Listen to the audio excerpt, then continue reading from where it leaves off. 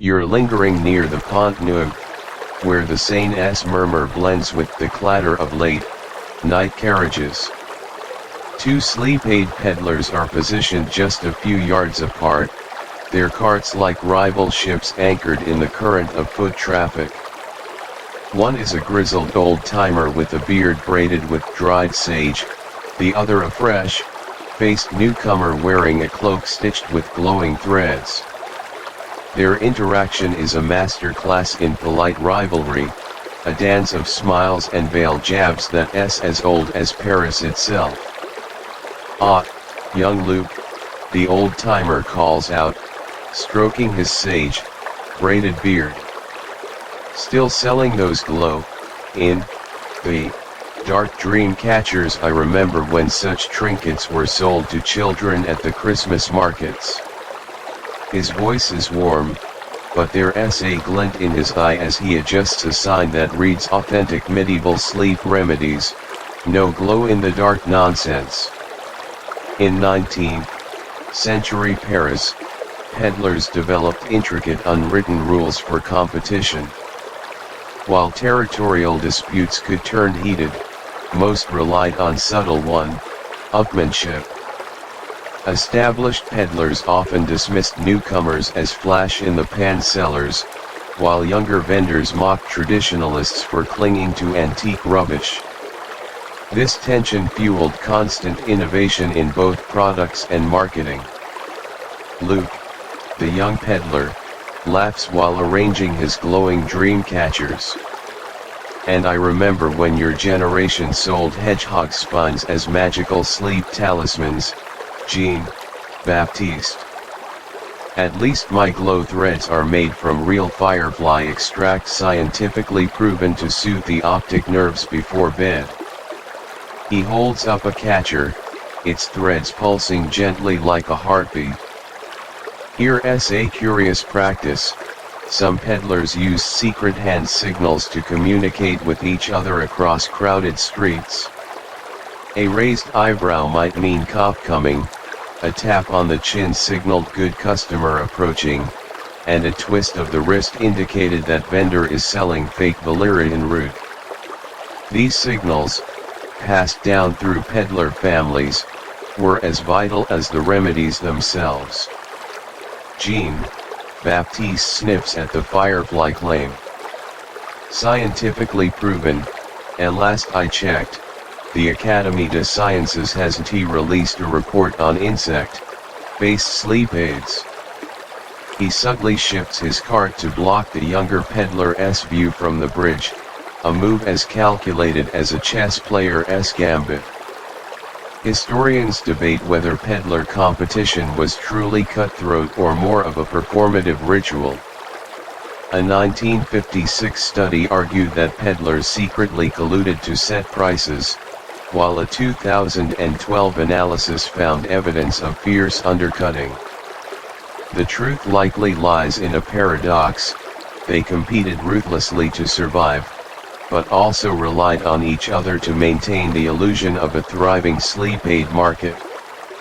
As if on cue, a tired-eyed clerk approaches, eyeing both carts. Jean-Baptiste quickly holds up a pouch of lavender and chamomile. This blend has calmed the nerves of lawyers and clerks for decades. No fancy tricks, just honest herbs. Luke counters by dangling a glowing dream catcher. "Imagine falling asleep under a private starry sky, sir, much more inspiring than old flowers, wouldn't you say?" The clerk hesitates, torn between tradition and novelty. Jean-Baptiste leans in conspiratorially. "Young folks these days think flashy equals effective, but trust an old man, when your head hits the pillow, you'll want something that's stood the test of time." Luke rolls his eyes but smiles sweetly. "And when you wake up, wouldn't you prefer to have seen magic in your dreams?" In the end, the clerk buys both a pouch from Jean-Baptiste and a dream catcher from Luke. As he walks away, the old peddler chuckles. "See, Boy, there's enough sleeplessness in Paris for both of us. Luke nods, adjusting his glowing cloak. Just don't expect me to share my firefly supplier, old man. You watch as they return to their carts, each now subtly rearranging their wares to highlight the other's flaws. Jean-Baptiste places a sign next to his herbs, no insects harmed in the making of these remedies. Luke hangs a banner reading, modern science meets ancient wisdom, no dusty old recipes here. It's a delicate balance, this dance of competition and camaraderie. They bicker like siblings, but when a city guard strolls by, both quickly switch to selling harmless lavender sachets, their earlier rivalry forgotten in the face of a common authority. As you leave them to their silent war, you realize that in 19th century Paris, even sleep-aid peddlers were caught in a paradox. They needed each other to prove that sleep was a problem worth solving, yet each sought to convince the world that their solution was the only true path to slumber. It's a quirky slice of history, a reminder that even in the pursuit of rest, human nature can't resist a little friendly competition. You're lingering near the Place de la République when a sudden hush falls over the street. Three men in dark blue uniforms stride around the corner, their boots clicking on the cobblestones. Paris Municipal Police, on their nightly patrol. In an instant, the sleep-aid peddlers within sight transform. One dumps a jar of suspicious liquid into the gutter, another shoves a bundle of dried herbs under their cart, and a third starts whistling nonchalantly, pretending to inspect a nearby lamppost. The tallest officer, a sergeant with a bushy mustache, stops in front of a peddler named Elodie, who has been selling lavender sachets. "What's in the cart tonight, madam?" he asks, his voice gruff but not unkind. Elodie smiles sweetly, holding up a sachet. "Just flowers, sir, for sweet dreams, not for any trouble." By the mid-19th century, Parisian authorities had grown wary of unregulated street peddlers. The 1850 police regulations required all peddlers to have a license, which was expensive and difficult to obtain. Sleep-aid peddlers often walked a legal tightrope, as some remedies like those containing opium or belladonna were technically prohibited, while others were tolerated as harmless herbal goods. The sergeant peers into Elodie's cart, nudging a ceramic jar with his baton. "This wouldn't be containing any of that special valerian I've heard about, would it? The kind that makes customers sleep through their morning alarms?" Elodie laughs nervously. "Oh, no sir. Just chamomile and honey, fit for a baby's bedtime." Here's a quirky law. In 1836, a decree banned the sale of any substance intended to induce sleep beyond natural means without a pharmacist's approval. But the definition was so vague that peddlers often tested the limits. One infamous case involved a peddler who was arrested for selling magical sleep sand, which turned out to be ordinary beach sand with a few herbs mixed in. Another officer, a younger man with a newly starched collar, picks up a small pouch from Elodie's cart. "What's this smells like?" "Hemp." Elodie's eyes widen. "Hemp? Oh no, that's just nettles, sir, excellent for calming the nerves. You must have a sensitive nose." The sergeant chuckles, waving his subordinate off. "Leave her be, Pierre. These lavender ladies cause no more harm than the drunks at the tavern." Historians argue about the real motive behind these regulations. Some claim it was a genuine attempt to protect public health, while others see it as a way for the government to control the urban poor. A 2005 study suggested that police often turned a blind eye to peddlers who bribed them, but the evidence is patchy. Most peddlers were too poor to afford bribes, leading to a confusing patchwork of enforcement. As the police move on, Elodie wipes her forehead. Close call, she mutters to no one in particular. Last month, they carted off old Henry for selling poppy syrup. Said it was too effective. She rearranges her sachets, adding a sign that reads 100% legal garden herbs. You watch as other peddlers emerge from hiding, cautiously reopening their carts. One older man, who ducked into an alley, returns with a sheepish grin.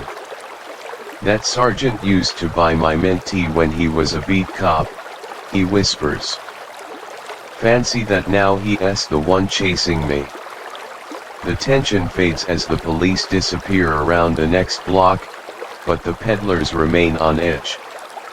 Elodie points to a faded poster on the wall, wanted, peddlers selling unlicensed remedies. The sketch looks nothing like anyone in particular, which is probably the point. Most of the time, they just want to show they're doing their job, she says, tying a fresh ribbon around her cart. But every now and then, some ambitious young officer decides to make an example. That's when we pack up and move to another arrondissement for a week. She hands you a sachet with a wry smile. Here on the house, for witnessing my brush with the law, just don't tell them I gave it to you. You tuck it into your pocket, feeling the rough texture of the linen. As you walk away, you think about the delicate balance these peddlers maintain. They're not criminals, but they're not entirely law-abiding either. In a city where the line between legal and illegal was often blurred, they survived by knowing when to charm, when to hide, and when to move on. The night feels a little tenser now, knowing that around any corner, a uniformed officer might appear. But there's also a strange kind of respect in how the peddlers navigate these encounters, like a dance they've practiced for years, a game of cat and mouse that's as much a part of Parisian nightlife as the cafes and cabarets. Hey guys, tonight we're about to witness a quiet revolution on the streets of Paris. Imagine this, it's 1870, and you're walking past the Gare du Nord, the air thick with the soot from steam engines. Up ahead, a sleep-aid peddler is arguing with a man in a crisp suit, who's unloading crates from a train car. These factory-made lavender pillows will put you out of business, the suited man says, tapping a crate labeled machine, stitched sleep aids, direct from Lyon. The peddler, a grizzled woman with calloused hands, spits on the ground. Machine, stitched ba. My pillows are stuffed by hand, with love, and a pinch of secret herbs these factories will never replicate. But her voice wavers as she eyes the crates, each one neatly packed with identical lavender sachets, their fabric smooth and uniform. The mid-19th century brought industrialization to Paris, transforming how goods were made and sold. Textile mills in cities like Lyon began mass-producing herbal sachets and sleep aids, undercutting the prices of handcrafted items. Railways allowed these factory products to be shipped quickly across France, flooding the market with affordable, standardized sleep remedies. You follow the suited man as he wheels a cart of factory-made sachets to a busy intersection. He sets up a metal stand with a printed sign, Dr. Dubois Scientific Sleep Sachets, guaranteed by modern medicine. The sign features an illustration of a well, dressed man sleeping peacefully under a pillow, with the Eiffel Tower still a decade away from construction, but never mind that in the background.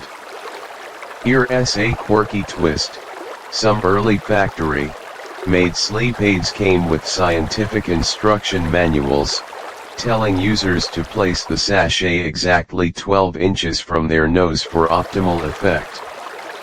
One 1865 pamphlet even suggested that machine-stitched pillows had superior airflow compared to hand-sewn ones, a claim that still makes historians chuckle. A crowd gathers around the metal stand, fascinated by the sleek packaging and bold claims.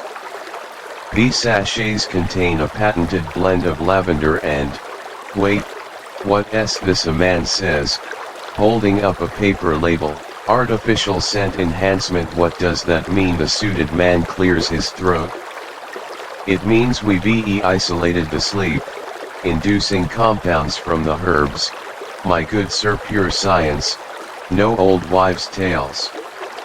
Historians debate the true impact of industrialization on the sleep aid trade. Some argue that factory products improved access to affordable remedies for the poor, while others contend they destroyed the craftsmanship of traditional peddlers. A 2010 study suggested that machine-made sachets actually contained lower concentrations of active herbs, but the convenience factor won out for many Parisians. As the factory-made sachets fly off the stand, you notice the old peddler from earlier lurking in the shadows. She's watching with a mix of anger and curiosity, her hand clutching a bundle of hand-tied sachets. Suddenly, she marches over to the metal stand and holds up one of her own creations. "Look at this," she tells the crowd. "Each stitch is different, each herb picked at the full moon. Can a machine do that? Can it capture the magic of the night?" The suited man rolls his eyes.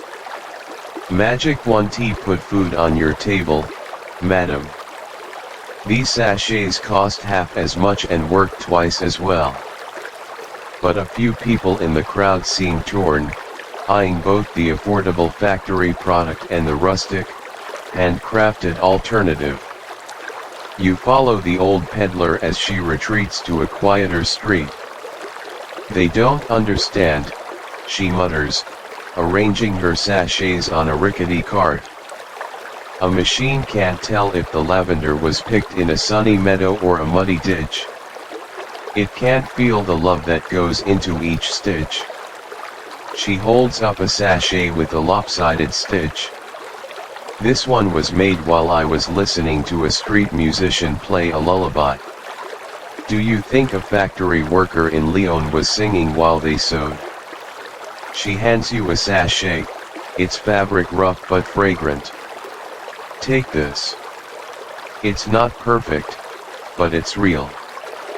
You pay her, feeling the warmth of her hands on the sachet. As you walk away, you can hear the suited man's voice in the distance, touting the wonders of scientific sleep aids, but you're holding something different, a piece of history that refuses to be mass-produced. The clash between old and new is playing out all over Paris. In one corner, factory whistles blow, churning out uniform sleep aids. In another, peddlers like the old woman keep ancient traditions alive, one lopsided stitch at a time. It's a reminder that progress isn't always a straight line, especially when it comes to something as personal as a good night's sleep. As the first electric lights begin to flicker on along the boulevards, casting strange, bright shadows, you wonder, will these newfangled lights keep Parisians awake, or will factory-made sleep aids save the day? The answer, like most things in history, is probably a bit of both. You're standing at the edge of Montmartre, where the cobblestones grow uneven and the gas lamps sputter like dying stars. Tucked into a shadowy alcove between a closed up absent den and a laundry hung with drying sheets, an old peddler named Giselle is hunched over a wooden table, her gnarled hands stitching a lavender sachet by the light of a single candle. The flame flickers, casting her shadow on the wall like a dancing moth. Most folks think I'm crazy to still do this, she says without looking up, her needle piercing the rough linen. They say, Giselle, why not buy those factory-made sachets? They're cheaper, faster. She ties a knot and holds up the sachet, it's stitches but somehow charming. But look at this, each one is a little story. That stitch there, I made it while listening to a street musician play a tune about lost love. That one during a thunderstorm that shook the whole neighborhood. By the late 19th century, industrialization had transformed Paris' sleep-aid market. Mass-produced remedies from factories in Lyon and Marseille flooded the streets, undercutting the prices of handcrafted goods. Many traditional peddlers gave up, but a few like Giselle clung to old ways, believing that machine-made products lacked the soul of handmade remedies. Giselle reaches into a weathered wooden chest and pulls out a bundle of dried herbs. This is lavender from my grandmother's garden in Provence, she says, rubbing the flowers between her fingers. She used to say the best lavender is picked at dawn, when the dew is still on the petals and the fairies are just waking up. She smiles at the memory, her eyes crinkling at the corners. Here's a curious tradition Giselle still practices. Before stuffing each sachet, she whispers a short prayer to Saint Dimphna, the patron saint of sleep and mental illness. My mother taught me to do it, she says, and her mother before her. Some might call it superstition, but I call it insurance. Historians have found mentions of similar practices in 17th century herbalists' journals, but it's rare to see it still alive in the 1800s. A young woman approaches, eyeing Giselle's wares skeptically. I saw machine-made sachets down the street for half the price, she says. Giselle nods knowingly. I'm sure you did, mademoiselle. But tell me, did those sachets come with a story? Did the person who made them whisper a blessing over them? No, they came from a factory where workers are paid pennies to stitch hundreds a day, without a thought to the magic inside. Historians debate the significance of these holdout peddlers. Some see them as romantic relics, preserving ancient knowledge in a rapidly modernizing world. Others argue that they were simply too poor or too stubborn to adapt, their insistence on handcrafting goods a form of economic denial. A 1998 study suggested that their real value lay in the oral traditions they preserved, but the theory is still contested. Giselle holds up two sachets, one hers, lumpy and fragrant, the other a sleek, factory-made version the young woman pulled from her pocket. Smell them side by side, she says. The young woman does, and her nose wrinkles slightly at the factory sachet's artificial scent. See, mine has depth, character, it's like a good wine, not a cheap vinegar. The young woman hesitates, then hands over a few coins. Giselle wraps the sachet in a piece of newspaper, tucking a tiny sprig of rosemary inside. For sweet dreams and clear thoughts, she says. And remember, when you put this under your pillow, think of all the hands that touched it before yours, all the stories it carries. As the young woman walks away, Giselle turns back to her table. Most nights, I barely make enough to buy bread, she admits, but I can't bring myself to do it any other way. There's a pride in knowing that each sachet I make is unique, just like each person who buys it. You watch as she starts on another sachet, her fingers moving slowly but surely.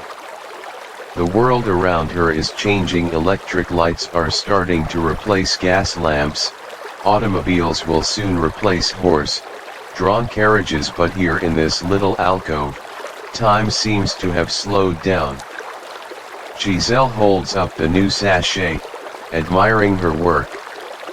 Maybe one day, all the sleep aid peddlers will be gone, replaced by machines and pharmacies, she says, but until then, I'll be here, stitching away. After all, even in a world of factories, people still need a little magic to help them sleep. She hands you a sachet, its fabric warm from her hands. Take this. It's my last one for the night. Maybe it'll help you dream of a time when things moved a little slower, when a hand-stitched sachet was more than just a product, it was a piece of someone's heart. As you walk away, the sachet in your pocket, you can't help but think about Giselle and the other old school peddlers. They're like living fossils, reminders of a time when commerce was personal, when every transaction came with a story. And as the city continues to charge into the future, their quiet feels like a gentle reminder that sometimes, the old ways are still worth holding onto. You're rounding the corner of Rue des Martyrs when a burst of bright light stops you in your tracks. At the end of the street, a sleep aid peddler's cart is illuminated by a strange, glowing contraption, metal coils wrapped in cloth, connected to a battery that hums softly. The peddler, a young person in a crisp white lab coat oddly out of place among the soot-stained cobblestones, is demonstrating the device to a fascinated crowd. Behold the electro-somnus relaxation device, they announce, gesturing to the glowing coils. Using the latest advancements in electromagnetic science, this machine emits gentle pulses that lull the brain into a state of deep relaxation. No herbs, no potions, just pure, scientific sleep. By the late 19th century, Paris was in the throes of scientific optimism. Inventors and entrepreneurs began marketing modern sleep aids that claimed to use electricity, magnetism, or other newfangled technologies. These devices, often inspired by pseudo-scientific theories of the time, appealed to Parisians eager to embrace progress even in something as ancient as sleep. A skeptical old man in the crowd scoffs. Electricity for sleep, that sounds like something out of a Jules Verne novel. The young peddler smiles and adjusts their wire-rimmed glasses. Ah, monsieur, that's exactly what people said about gas lamps 50 years ago. Allow me to demonstrate. They invite a nervous-looking seamstress to place her hand on one of the glowing coils. Here's a bizarre innovation. Some early electric sleep devices came with magnetic pillows stuffed with iron filings, which users were told would align their body's magnetic fields for better sleep. One 1889 patent even described a sleep-inducing helmet with copper wires that connected to a battery, promising to calm the overactive mind through controlled electrical stimulation. As the seamstress touches the coil, her eyes widen.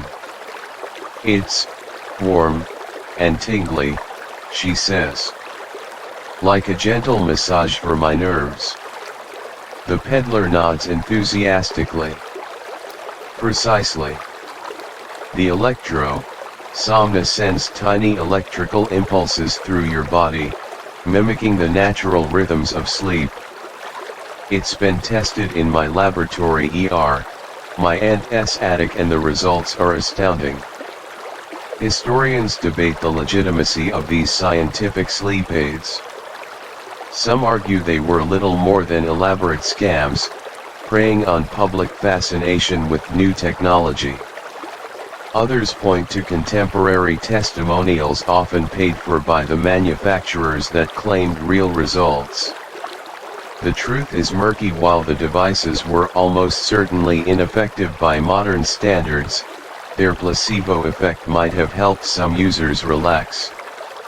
Just then, an older peddler pushes through the crowd, holding up a bundle of hand-stitched lavender sachets. "This is what real sleep aid looks like," they shout, "not some shiny contraption that could electrocute you in your sleep." The young peddler rolls their eyes. "Science isn't about tradition, it's about progress.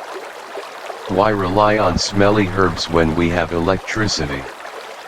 The crowd is split. Some marvel at the glowing device, while others drift toward the familiar sachets. You notice a middle-class woman torn between the two. She's holding a factory-made sachet in one hand and eyeing the somnus with the other. "Let me offer a compromise," the young peddler says, pulling out a small box. Behold, the hybrid sleep solution. A machine-stitched pillow infused with scientifically measured doses of lavender oil, sealed with an airtight valve for maximum freshness. They twist the valve on the pillow, releasing a burst of artificially sweet scent. The older peddler sniffs in disgust. "Scientifically measured? You mean you poured a bottle of perfume in there?" But the middle-class woman is intrigued, running her fingers over the pillow's smooth fabric. "It's so modern," she murmurs. As you watch the scene unfold, you realize that this clash isn't just about sleep aids, it's about the soul of Paris itself. On one side, the old guard clinging to traditions that have worked for generations; on the other, young innovators desperate to prove that the future is brighter and more electrified.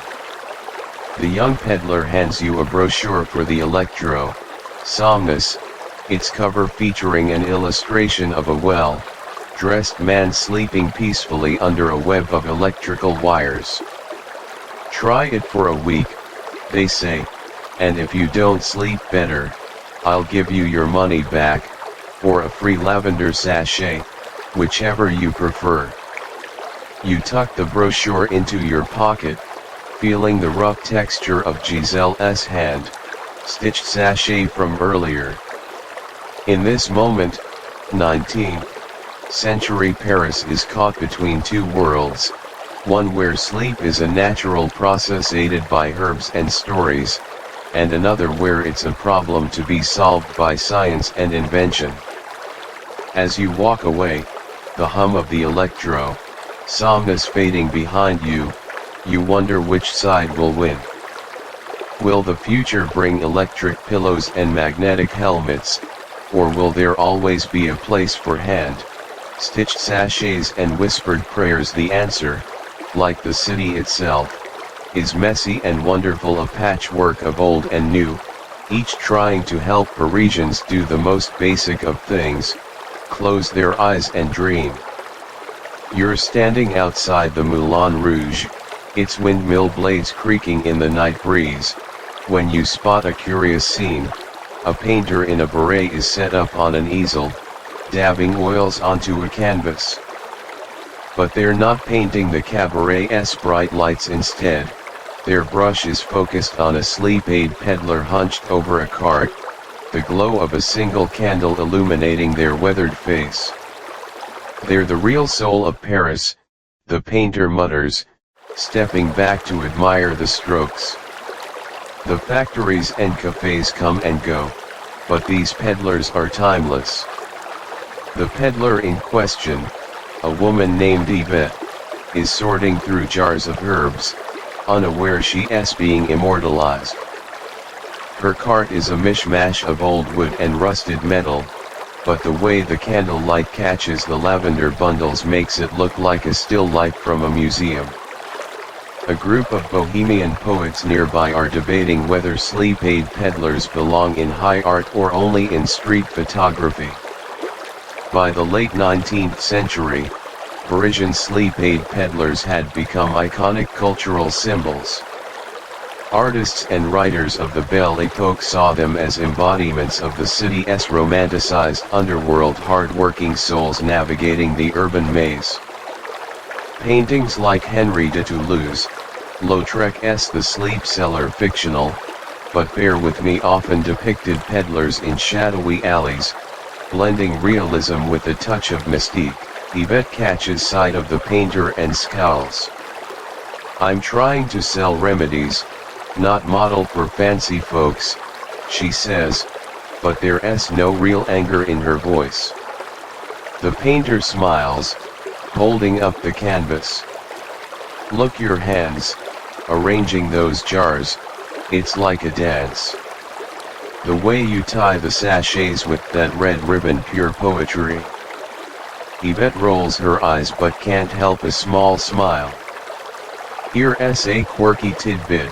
Some sleep-aid peddlers became so iconic that their images were used on advertising posters for unrelated products. A 1895 poster for a brand of tea features a peddler pouring a sleep-inducing brew, even though the tea contained no herbs. The caption reads, "As reliable as Paris midnight herb sellers." A young writer in the Bohemian group pipes up, "I'm writing a story about a peddler who can cure any sleep problem except her own." Yvette laughs. "That sounds about right. Most nights, I'm so busy selling remedies, I can't get any sleep myself." The writer furiously jots down the line, "Inspired." Historians debate the true cultural significance of these peddlers. Some argue they were romanticized by the bourgeoisie as exotic others, while others see them as genuine folk heroes. A 2013 study suggested that their portrayal in art actually helped legitimize their trade, but the theory is contested. After all, many paintings also reinforced stereotypes of peddlers as shifty or superstitious. As the painter adds the final touches to the canvas, Yvette hands them a sachet. "For all that staring, you must be tired," she says. "Put this under your pillow, maybe it'll help you dream up more pretty pictures." The painter accepts it gratefully, tucking it into their paint-splattered coat. You follow Yvette as she pushes her cart down a cobblestone street, the wheels rattling in rhythm with the distant cabaret music. Along the way, you notice several things: a street sign carved with a tiny lavender plant, a bakery's window display featuring a gingerbread peddler, even a street urchin mimicking Yvette's call, "Sweet dreams, fresh herbs, get your sleep in a pouch." Yvette points to a stained glass window above a bookstore. "See that? It's a depiction of Hypnos, the god of sleep, but he's wearing a peddler's cloak and carrying a herb basket.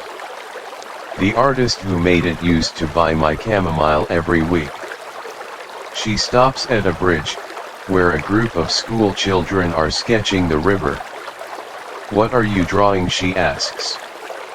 A little girl holds up her paper. It's a stick figure peddler with a cart full of stars. "You're like the night's helper," the girl says. Yvette's tough exterior softens.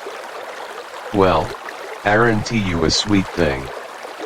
As you leave Yvette to her work, you realize that these sleep-aid peddlers aren't just selling remedies, they're selling a piece of Parisian identity. They're the living, breathing link between the city's ancient past and its rapidly modernizing present, a reminder that even in the age of electric lights and factory-made goods, there's value in slow, handmade magic.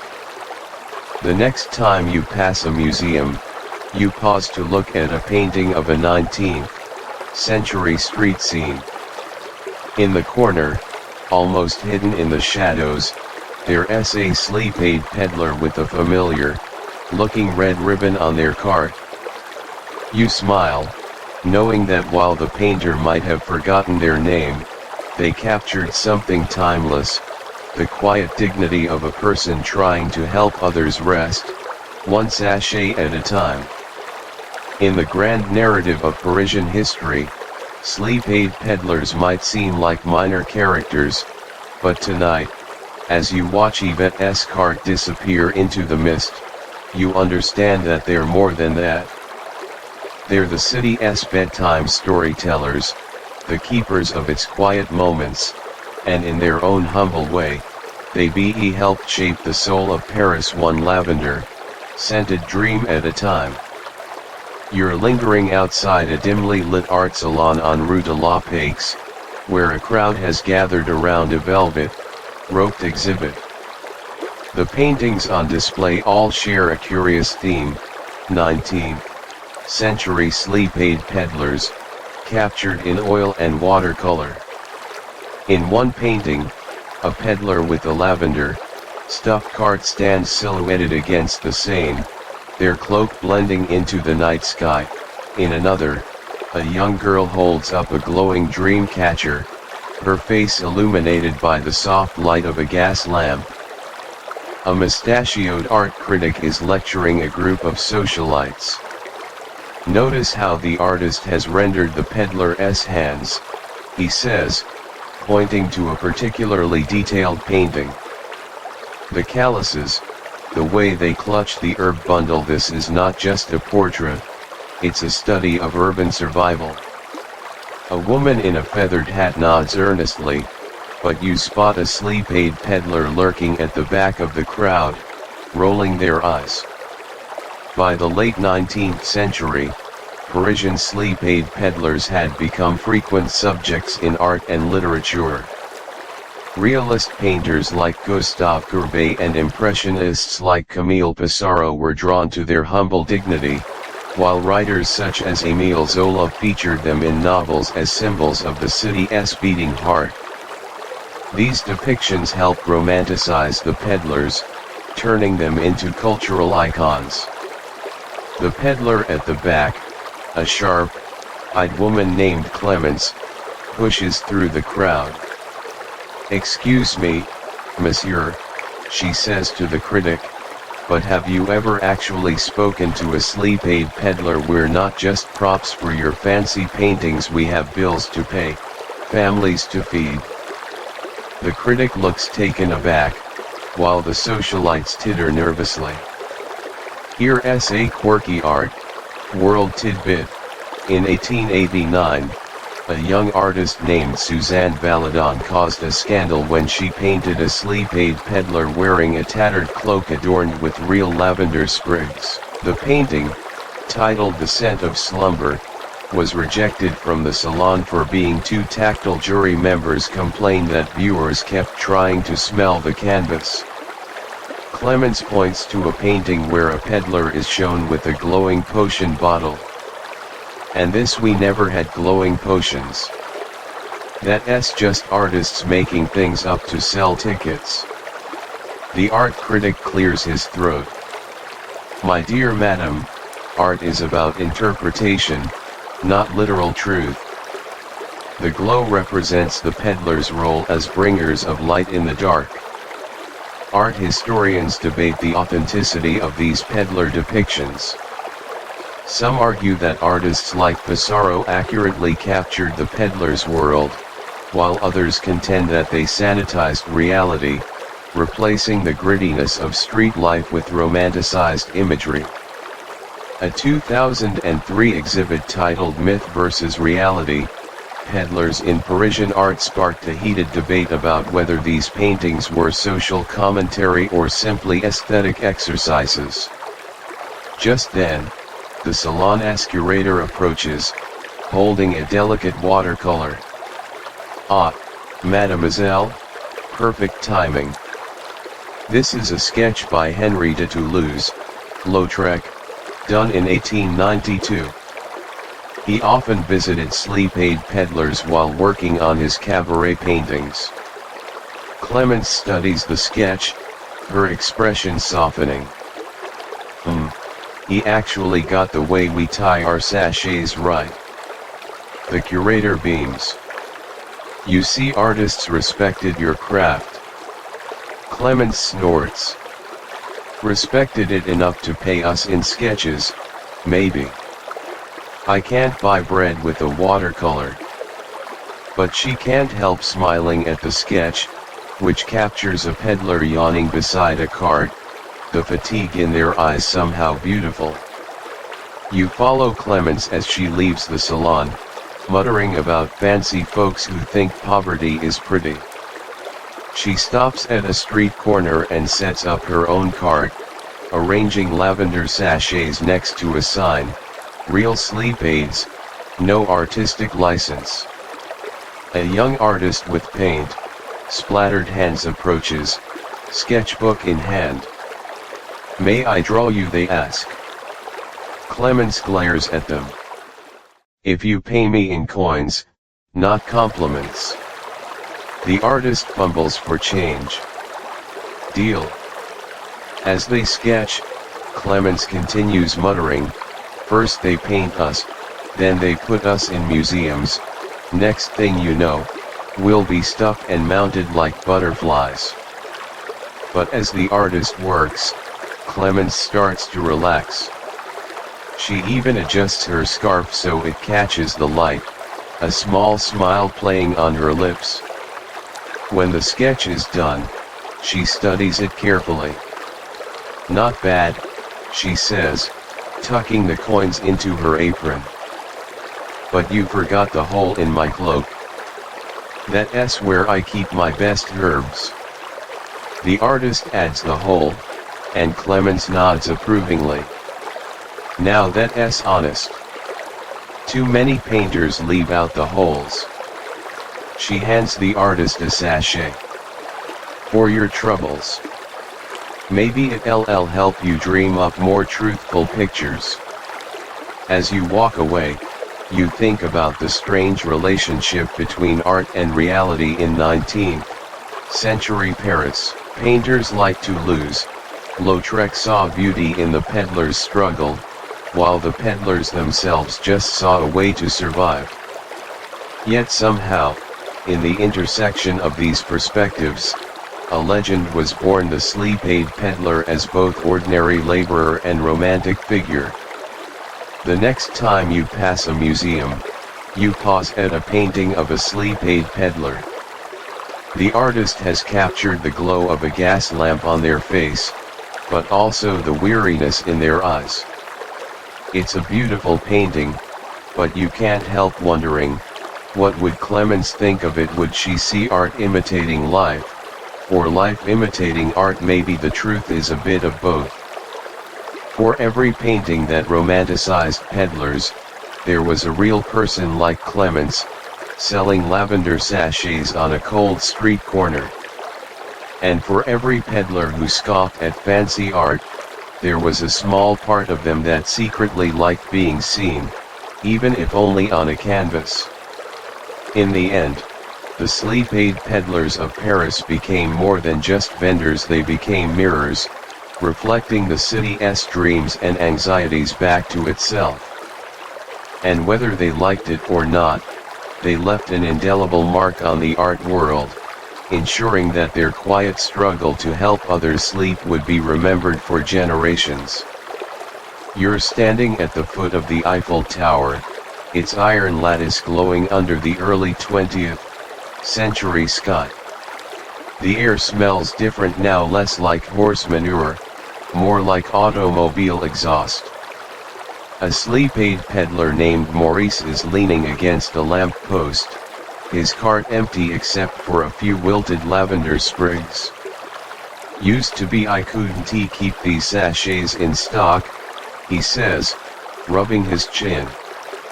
Now folks would rather buy a sleeping pill from a pharmacy than trust an old man with herbs. A young woman in a flapper dress walks by, holding a box labeled Dr. Sleep's Modern Dream Tablets. Maurice points to it with a sad smile. See, that comes with a money back guarantee. Can't compete with that, even if my lavender was picked at the full moon. By the early 20th century, Paris sleep-aid peddler trade was in steep decline. Industrialization had flooded the market with cheap, mass-produced remedies, while pharmacies began selling synthetic sleep aids like barbiturates.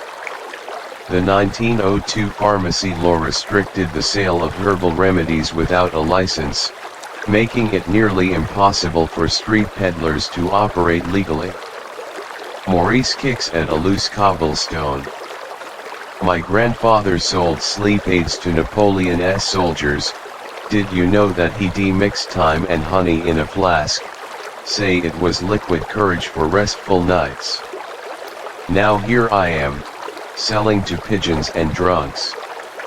He holds up a crumpled poster, wanted, licensed herbalists, apply at City Hall. The fine print lists fees higher than his annual earnings. Here's a bizarre footnote. In the 1910s, some desperate peddlers tried to adapt by selling electric sleep masks, cloth masks with copper wires that claimed to align brain waves. One peddler, Marie Claude, even electrocuted herself accidentally while demonstrating a mask, leading to a brief ban on all sleep devices. A policeman strolls by, eyeing Maurice's empty cart. Better move along, old-timer, he says, not unkindly. New mayor wants the streets cleaned up for the tourists. Maurice nods wearily. I remember when the mayor's father used to buy my valerian root. Times change, I guess. Historians debate the primary cause of the peddler's decline. Some blame strict licensing laws, while others point to the rise of consumer culture and faith in modern medicine. A 1978 study argued that World War I dealt the final blow, as many peddlers went to war or died from the flu epidemic, but recent research suggests the decline was already underway. As Maurice packs up his cart, he shows you a wooden box filled with faded photographs. That's my mother, selling chamomile by the Notre Dame, he says, tracing a woman's face. And that's my uncle, arrested for selling magical sleep dust. Turned out it was just oatmeal. He laughs softly, then sighs. You follow him to a tenement building, where he shares a room with 3 other retired peddlers. They're playing cards, but instead of chips, they use dried herbs, a sprig of lavender for a bet, a pinch of thyme for a raise.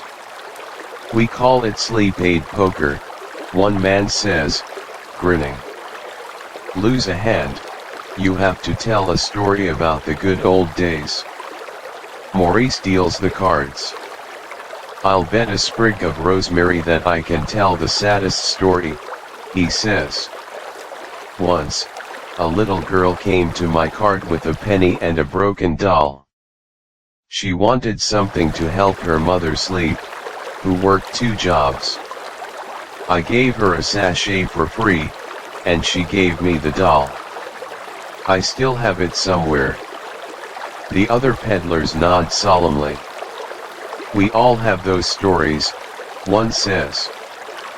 But now we're the ones who can't sleep, thinking about how it all ended.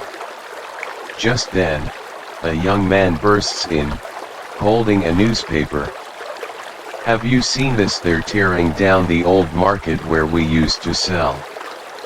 Putting up a department store called La Maison du Sommeil, the House of Sleep. The peddlers groan, shuffling their herb chips. Maurice stands up, stretching his back. Well, I guess it's time to put this cart out to pasture. He hands you a final sachet, its fabric threadbare. Take this. It's made from the last of my grandmother's lavender. Maybe one day, people will remember that sleep used to be a thing you shared, not a product you bought. As you leave the tenement, you carry the sachet like a relic. The streets are brighter now, lit by electric lights, and the air hums with the promise of the modern world, but in the shadows, you can still see echoes of the sleep aid peddlers, a discarded herb bundle in a gutter, a faded sign for magical sleep remedies, even a street corner where the scent of lavender lingers, as if someone just passed by. The peddlers may be gone, but their legacy lives on in the stories they told, the herbs they sold, and the quiet belief that a little bit of magic, shared between strangers, can help even the weariest soul find rest. And as the Eiffel Tower glows overhead, you wonder if, in some alternate Paris, the sleep aid peddlers still wander the streets, their carts filled with lavender and dreams, ready to help a tired world fall asleep. You're standing in a modern-day Parisian flea market, the kind that sprawls across cobblestones where sleep aid peddlers once plied their trade. Among the vintage postcards and chipped teacups, a vendor is selling a curious item, a glass jar filled with dried lavender, labeled 19th century sleep aid replica. The label claims it's based on authentic peddler recipes, but you notice the lavender looks suspiciously like it came from a supermarket. Interesting, isn't it, the vendor says, noticing your stare. People love buying a piece of that old Paris. They think a jar of lavender can bring back the days when sleep was a little more magical. You pick up the jar, its weight familiar. For a moment, you swear you can smell the ghost of 100 peddlers, their herbs, their hope, their quiet determination. The legacy of 19th century Parisian sleep aid peddlers lives on in surprising ways.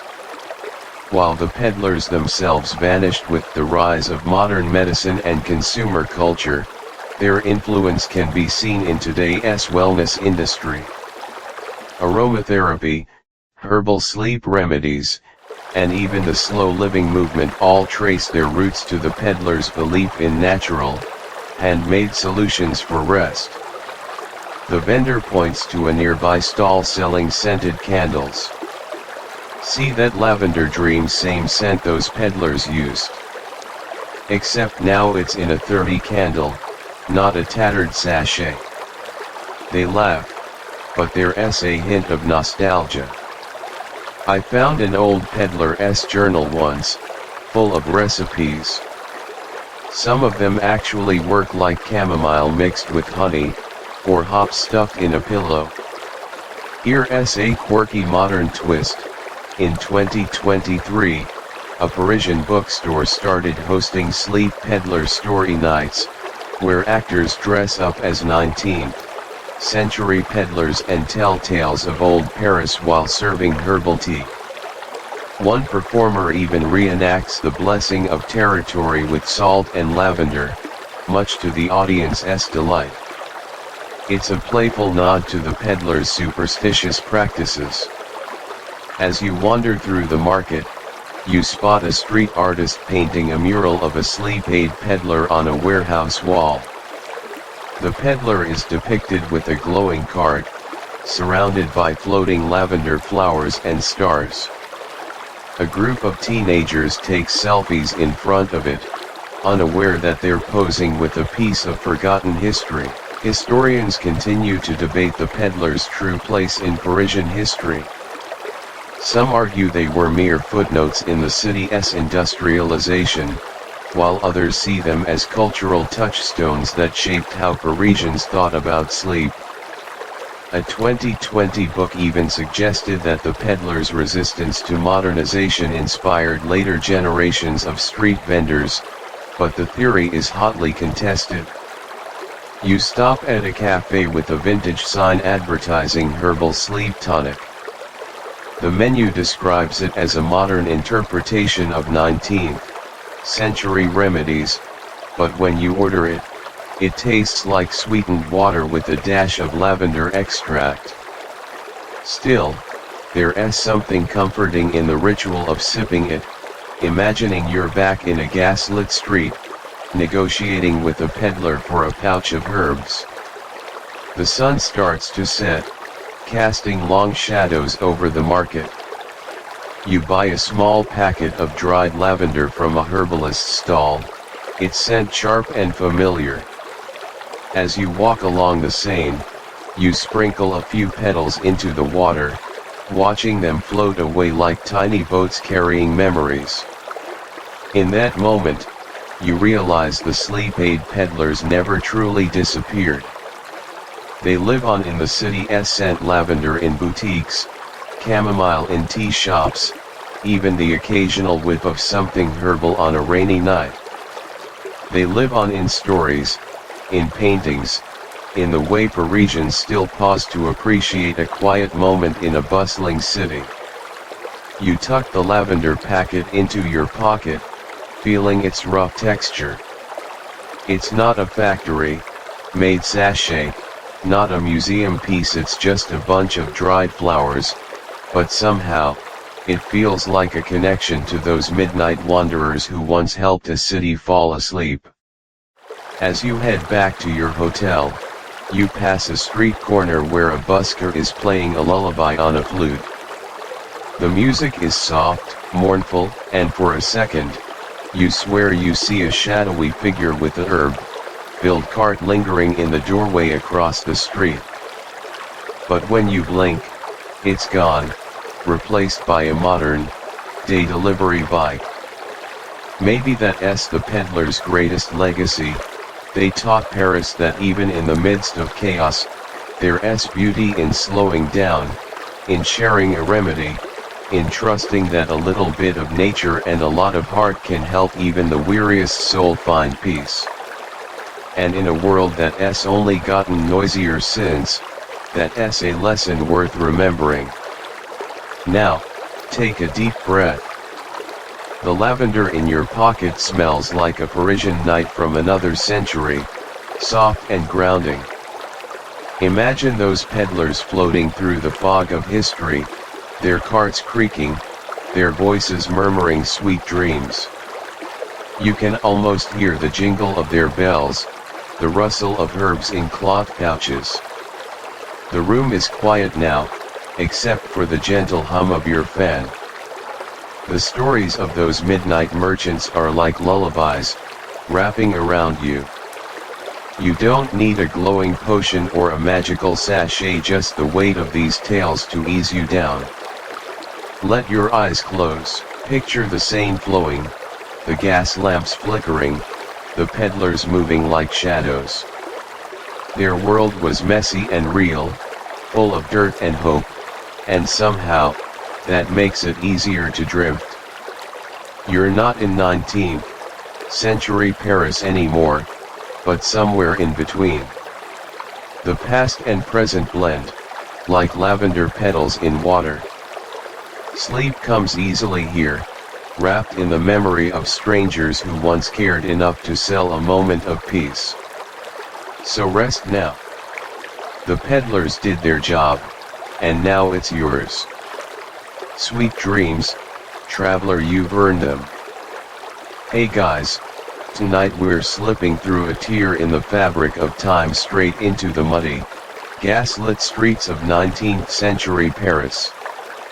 Picture this, it's 1857, and you've just stumbled out of a café on the Rue Montorgueil. The air smells like horse manure, cheap wine, and something sweetly herbal that's wafting from a cart down the alley. But before you get too cozy in this historical daydream, let us get one thing straight: if you tried to survive a week here without a proper sleep aid, you'd probably lose your mind. The city never stops creaking, clopping, and shouting, so thank goodness for those mysterious peddlers who float through the night like sleep-deprived guardian angels. So, before you get comfortable, take a moment to like the video and subscribe, but only if you genuinely enjoy what I do here.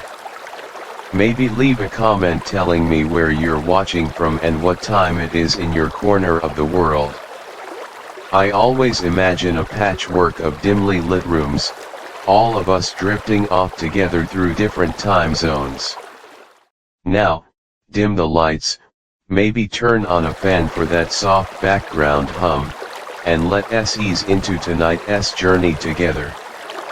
You're standing on the cobblestones, your boots sinking into a mixture of rainwater and, well, let us not think too hard about what else is in that puddle.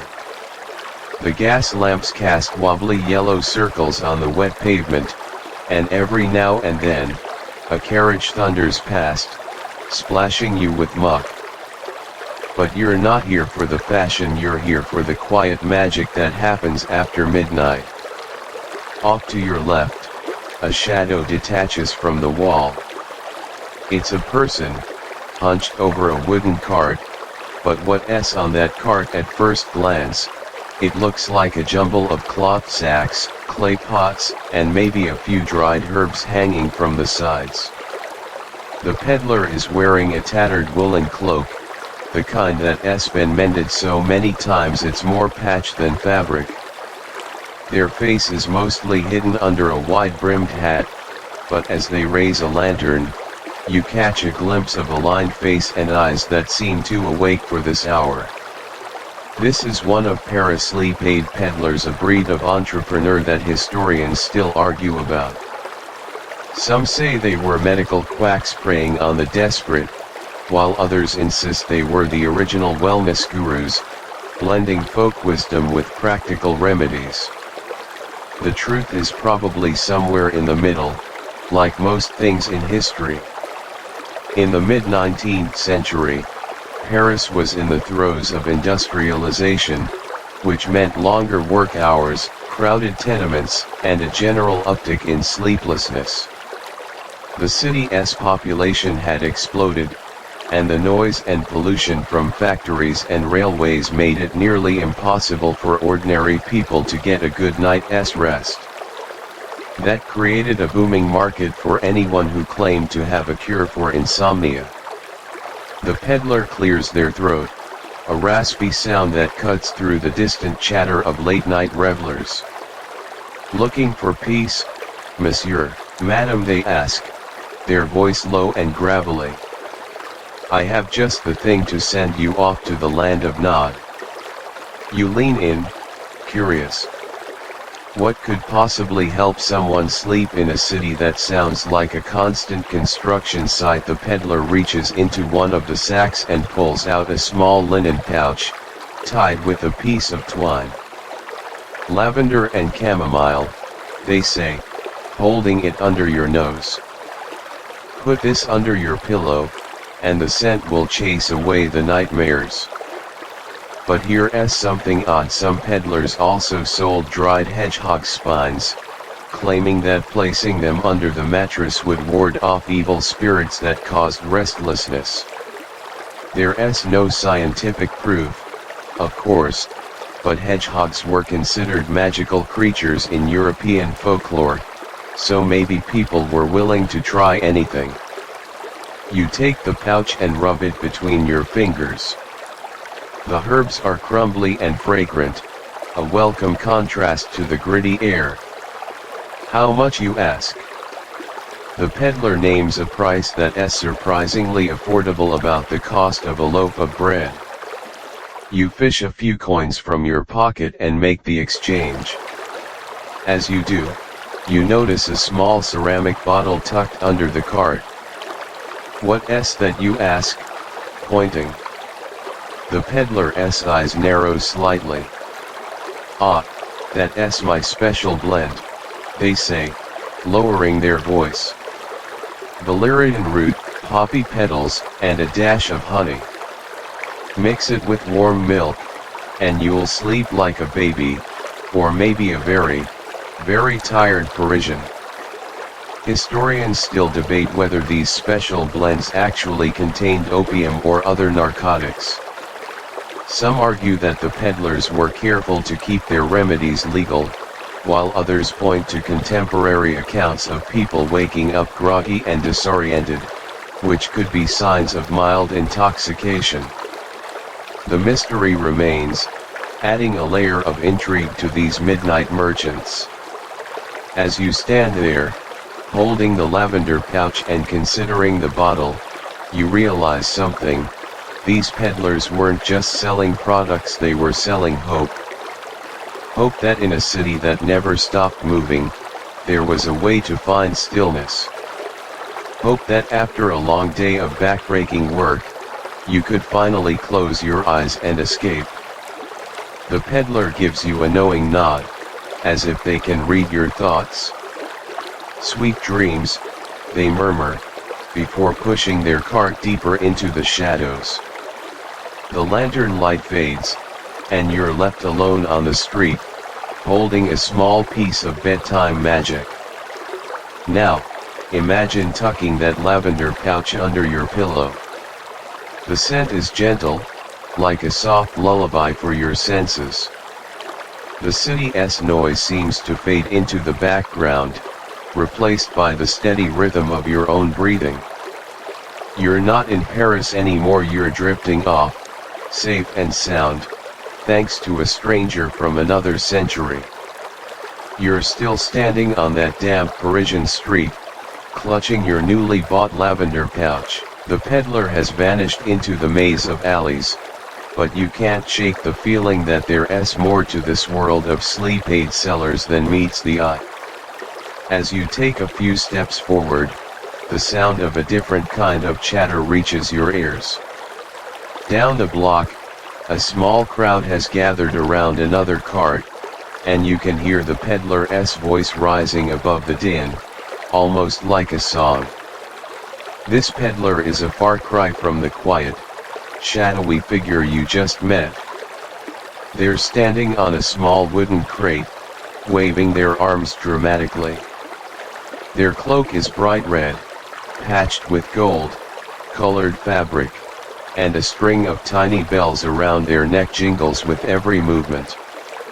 Ladies and gentlemen of Paris, they shout, their voice booming.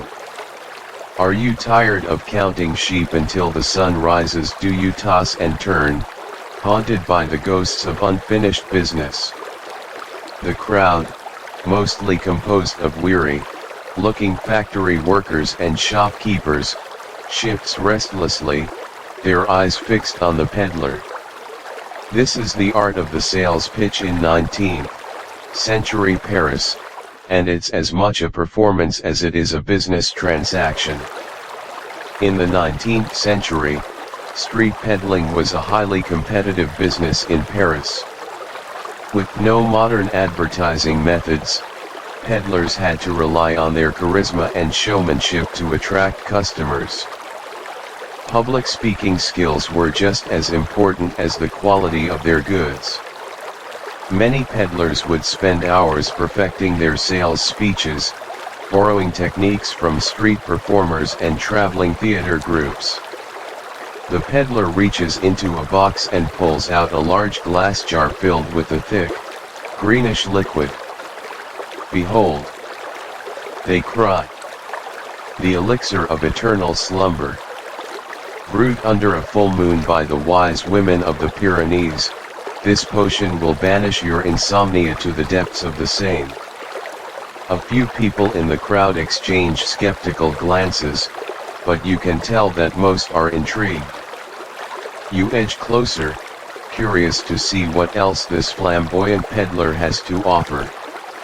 Hanging from the side of the cart are small wooden dolls, each with a different herb stuffed inside. These are dream guardians, the peddler explains, picking one up. rosemary for clear dreams, thyme to keep the nightmares away. Hang them above your bed, and you'll wake up feeling refreshed and ready to take on the world. One strange sales tactic some peddlers used was to claim that their sleep aids were blessed by saints. There were stories of peddlers carrying around fake religious relics, proving that their products had divine protection. It was a clever way to play on the deeply religious nature of many Parisians at the time. But as the peddler continues their sales pitch, you notice something odd. Among the crowd, there's a man dressed in fine clothes, his hat adorned with a feather. He's watching the peddler intently, and every now and then, he nods slightly, as if he's in on some secret. This, you soon realize, might be a plant, a paid actor hired by the peddler to create a sense of urgency and credibility. Historians are divided on how common these plants were among sleep aid peddlers. Some believe that it was a widespread practice, a necessary part of the street selling game. Others argue that most peddlers relied on the quality of their products and their own charm, and that the idea of paid actors is a myth blown out of proportion by sensationalist contemporary accounts. The peddler suddenly points at you. You there, with the tired eyes. They shout. I can see the weight of the world on your shoulders. Come, try a sample of my elixir, and let the cares of the day melt away. Caught off guard, you find yourself being pulled towards the cart. The peddler dips a small wooden spoon into the jar and offers it to you. You hesitate. The liquid looks suspicious, and you're not sure you want to risk whatever might be in it. But the peddler's eyes are persuasive, and the crowd is watching. Slowly, you take the spoon and bring it to your lips. The taste is bitter, with a hint of something sweet, like honey trying to mask the unpleasant flavor. As you hand the spoon back, the peddler grins.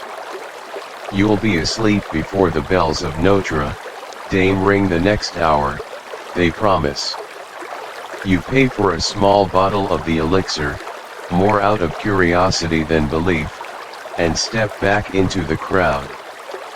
The peddler has already moved on to the next potential customer, their voice once again filling the street with promises of a good night's sleep. You start to make your way back towards your lodgings, the strange encounter with the flamboyant peddler still on your mind. In this city of dreams and chaos, the sleep aid peddlers are like characters out of a fairy tale, offering a magical solution to a very real problem. But as you walk, you can't help but wonder, how many of their claims are true, and how many are just part of the elaborate show you're making your way through the winding streets of Paris, the small bottle of the peddler's elixir clinking gently in your pocket. The air is still thick with the smells of the city, but now, there's a faint herbal scent clinging to your clothes from the lavender pouch. As you turn a corner, you spot another sleep aid peddler, their cart parked near a lamp post. This one looks more like a scholar than a street vendor, with a pair of wire-rimmed glasses perched on their nose and a leather satchel filled with what appear to be old books. Good evening, they say, their voice soft and measured. I see you've already started your journey towards restful slumber. But perhaps you'd like to know more about the remedies that have been passed down through the ages. You stop, intrigued.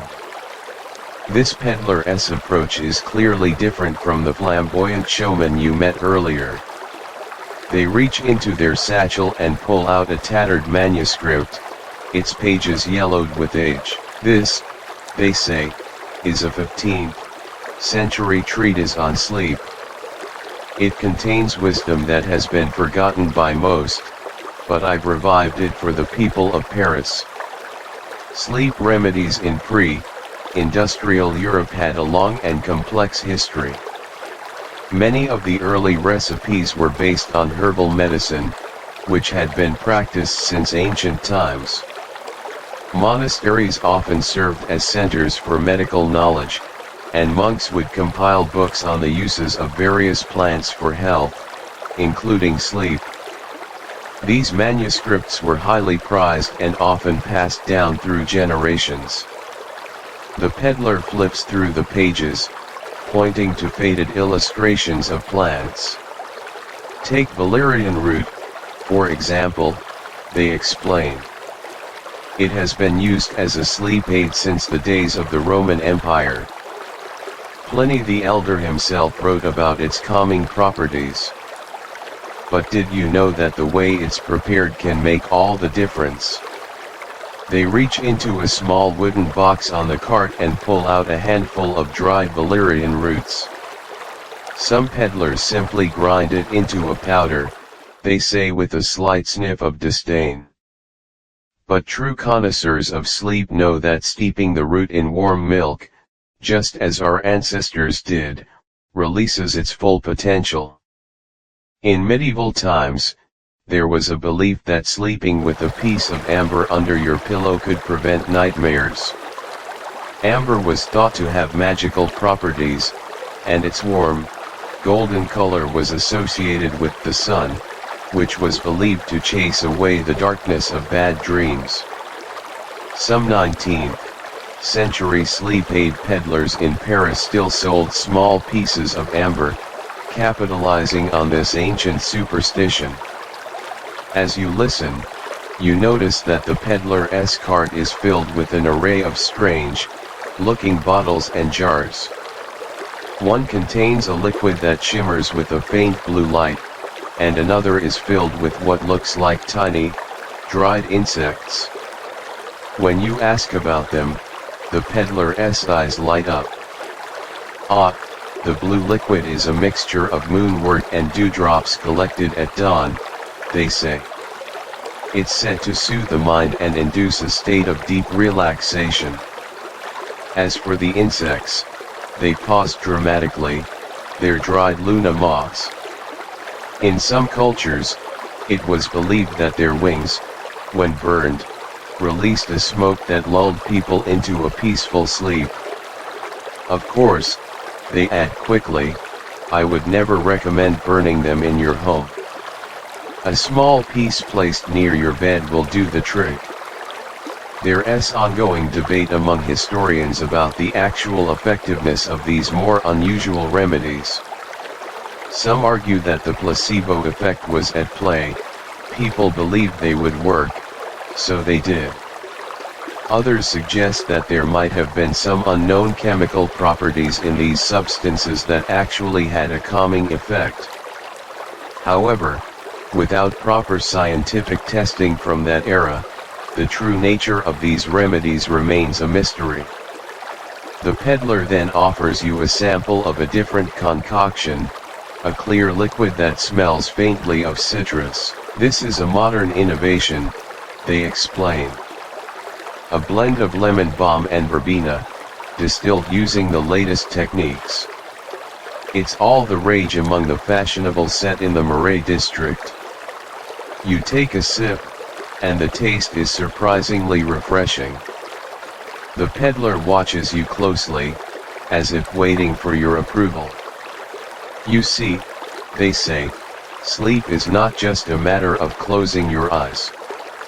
It's a science, an art, and a journey. And my remedies are the maps that will guide you there.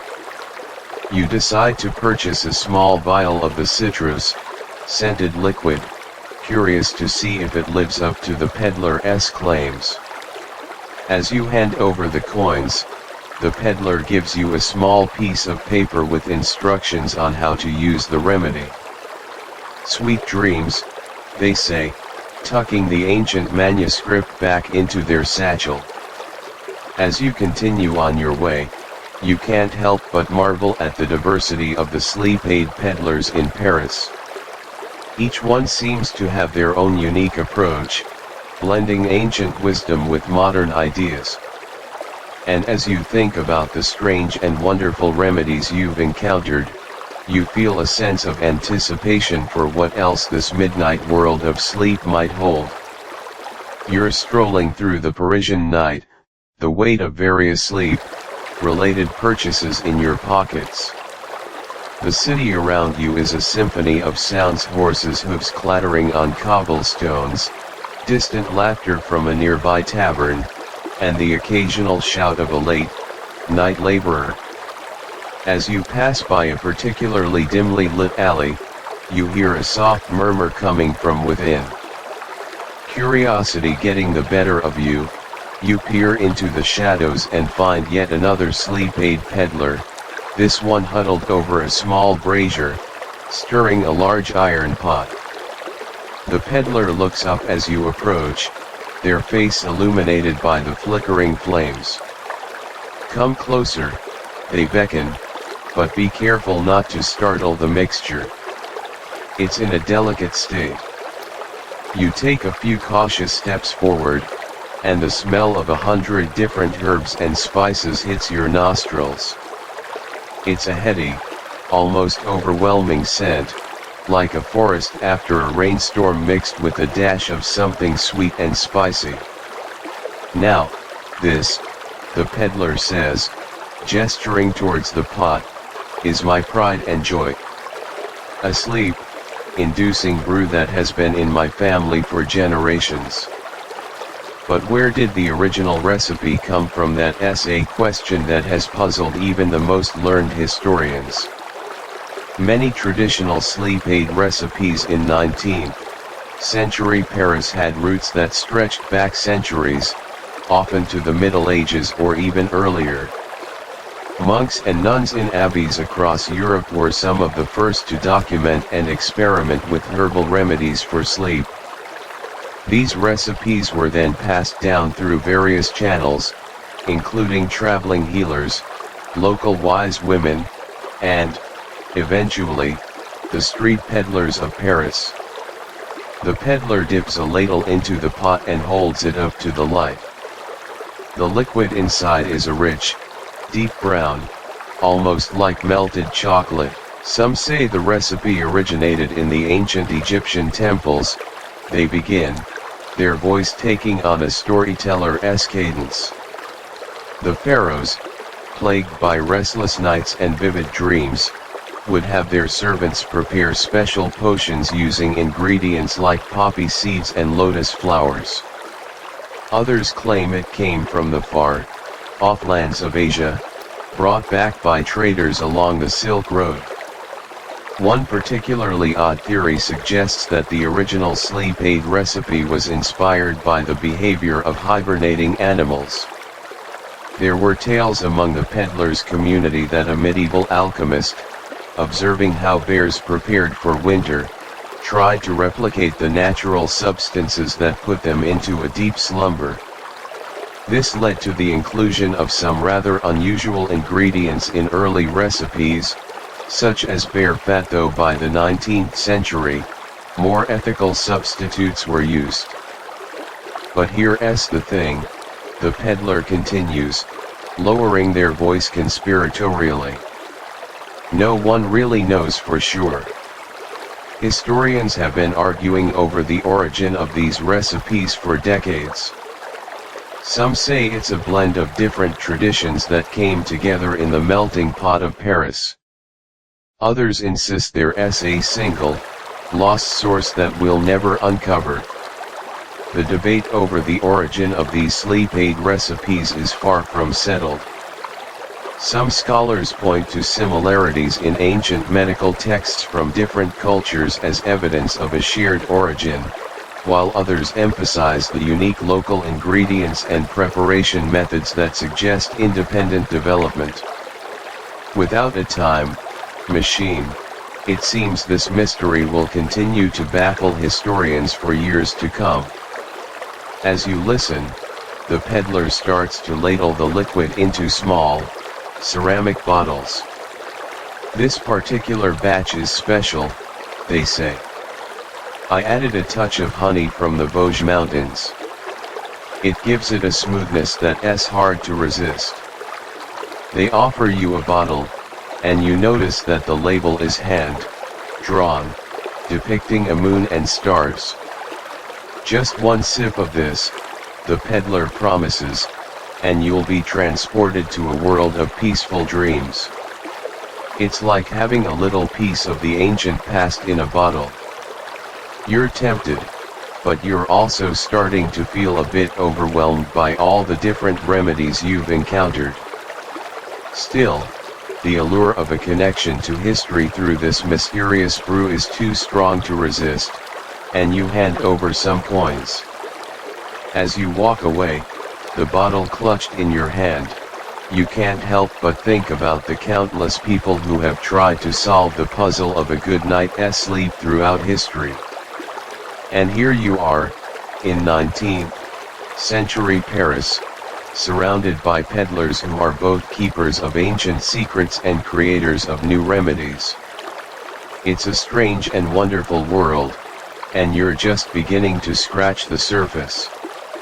You're still clutching the newly bought bottle of mysterious sleep-inducing brew as you meander through the Parisian streets. The night seems to have settled in deeper, the gas lamps casting longer, more elongated shadows. As you turn another corner, you spot a sleep aid peddler who stands out not just for their wares, but for their rather distinctive attire. This peddler is dressed in a mishmash of what looks like remnants from different eras. Their hat is a wide, brimmed affair, adorned with a collection of feathers, dried flowers, and even a few small, shiny trinkets that catch the light. Over their shoulders, they've draped a cloak made of patchwork fabric. Some pieces look like silk, while others seem to be rough, homespun wool. On their feet, they wear a pair of worn-out leather boots that have been decorated with intricate patterns carved into the sides. "Good evening, my friend," they call out as they notice you eyeing them. "Do you like what you see? My clothing is not just for show, you know. Each piece has a story, and each story is connected to the art of sleep." In 19th century Paris, street peddlers often used their appearance as a form of advertisement. The more unique and eye-catching they were, the more likely they were to draw in customers. For sleep aid peddlers, dressing in a way that evoked a sense of mystery and ancient wisdom was a common strategy. They would incorporate elements from historical costumes, like the wide, brimmed hats reminiscent of medieval scholars or the flowing cloaks associated with ancient healers. The peddler twirls around, causing the bells attached to the hem of their cloak to jingle softly. "This cloak," they say, running their fingers over the patches, "is made from fabrics that I've collected from all over Paris. Some of these pieces came from the attics of old mansions, where they'd been stored for decades. Others were scraps from local tailors. But what do they all have in common? They've all witnessed countless nights, both sleepless and restful. There was a trend among some sleep aid peddlers to wear jewelry or accessories made from materials associated with sleep in folklore. For example, it wasn't uncommon to see peddlers wearing necklaces made from the teeth of animals that were believed to sleep for long periods, like dormice. It was a rather macabre fashion statement, but it added to the air of mystery surrounding their trade. As you continue to look at the peddler's ensemble, they point to the trinkets on their hat. "These little items," they explain, "are talismans. This one," they pick up a small, carved wooden figure of a crescent moon, "is said to bring calm dreams. It was carved by a hermit who lived in the forests outside of Paris. He spent his days in meditation and his nights observing the stars, and he believed that the moon held the key to peaceful slumber.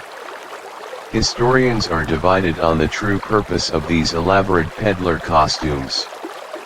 Some argue that they were purely for marketing, a way to stand out in a crowded marketplace. Others suggest that there was a deeper, almost spiritual significance to the clothing, with peddlers believing that by wearing certain items, they could channel the powers of sleep.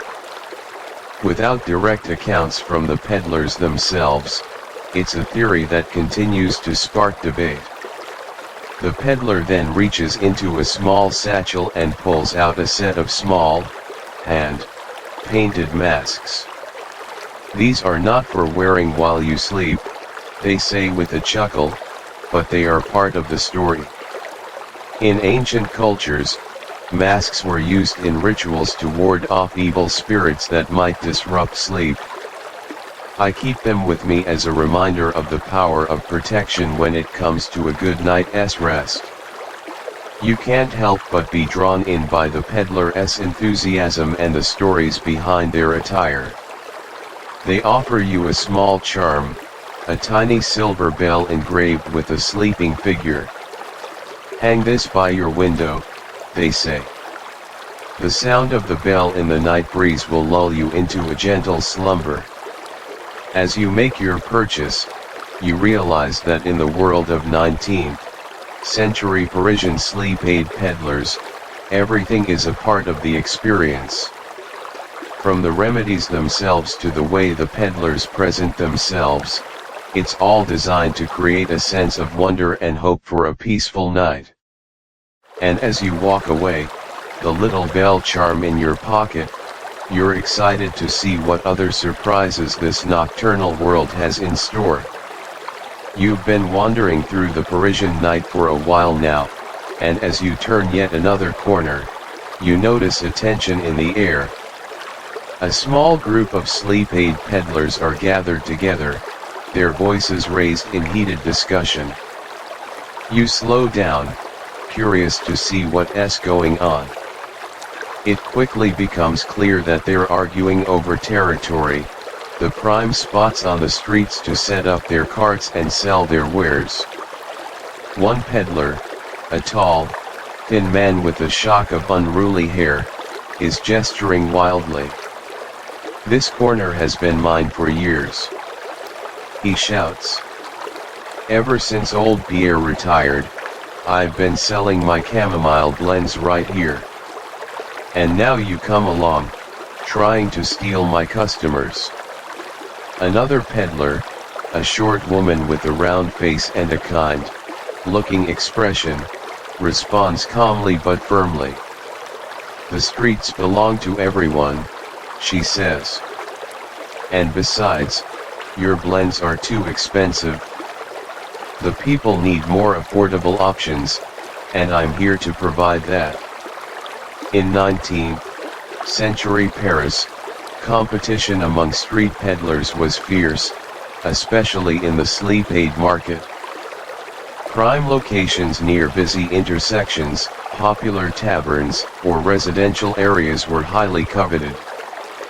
Peddlers often had unwritten rules and traditions regarding territory, passed down through generations. Some areas were known for specific types of goods, and sleep aid peddlers would jostle for the best spots to attract customers. The tall man scoffs. "Affordable, your potions are nothing but watered down garbage. You're just trying to undercut my prices and drive me out of business." The argument continues to escalate, with other peddlers chiming in on both sides. You notice that some of the peddlers are subtly marking their territory. One has placed a small, ornate signpost near his cart, while another has tied a ribbon around a nearby lamppost. These are the unofficial boundaries in the world of Parisian street peddling. There was a strange custom among some sleep aid peddlers to bless their territory.